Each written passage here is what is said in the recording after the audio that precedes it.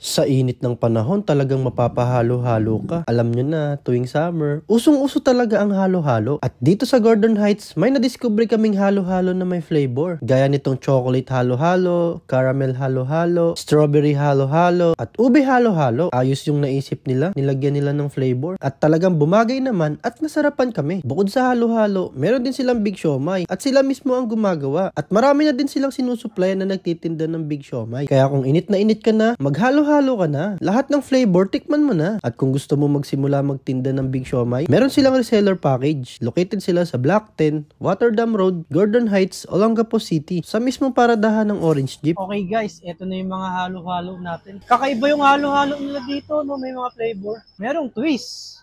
Ito yung caramel, ito yung chocolate, ito yung strawberry, ito yung ube. At hindi lang halo-halo meron sila. Meron din silang big siomai. Ito yung big siomai nila. Yung big siomai nila, sila mismo gumagawa. Ito nga pala yung mga gawa nila. Dito sa Olongapo, nagsusupply sila ng siomai. Yan, may mga flavor yan. Ayan, no? Kaya sa may mga business na big siomai, itry nyo sa kanila. Siyempre, tikman muna natin ang kanilang chocolate halo-halo. Grabe ang init ng panahon. Tingnan nyo naman, ang bilis matunaw. Oh. Ay, sabaw pa lang ha. Ang sarap pala ng halo-halo chocolate, no? Oh. Yung leche flan nila, homemade din. Bagay pala, ma'am, yung halo-halo sa chocolate. Ayos to naisip nyo na, ma'am. Meron pang stick, oh. Grabe, ang init talaga. Ang bilis niya matunaw, oh. Tikman na natin to.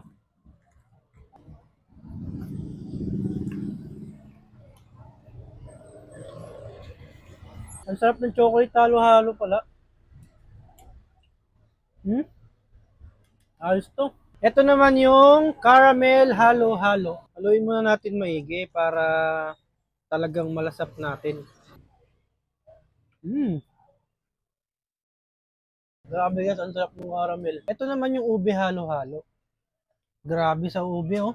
Talagang hindi tinipid, oh. Tikman muna natin ng homemade ube.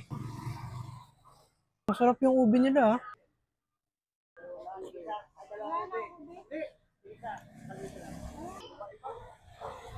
Ito naman yung strawberry nila.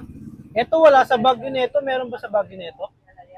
Pero dito sa Olongapo meron, no? Grabe, parang ang sarap ng strawberry, oh. Lasang-lasa yung strawberry. Ang dami nila nilagay. Meron silang strawberry jam, meron din strawberry syrup. Ayos yung mga halo-halo na naisip nila. Nilagyan nila ng mga flavor.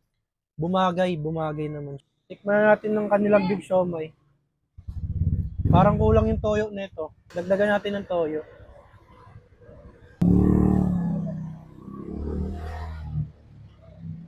Sarili nilang gawa to. Ayun, oh. Pakita ko sa inyo yung laman.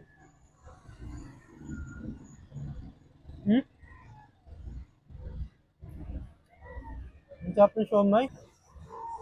Kaya pag gusto nyo bumili, eto, meron sila dito. Kung gusto nyo rin magtinda, meron silang reseller price, meron din silang normal price. So yun guys, kung naghahanap kayo ng halo-halo with the twist, eto i-try nyo yung halo-halo nila. Merong caramel, chocolate, strawberry, ube. At syempre, meron din silang big siomai.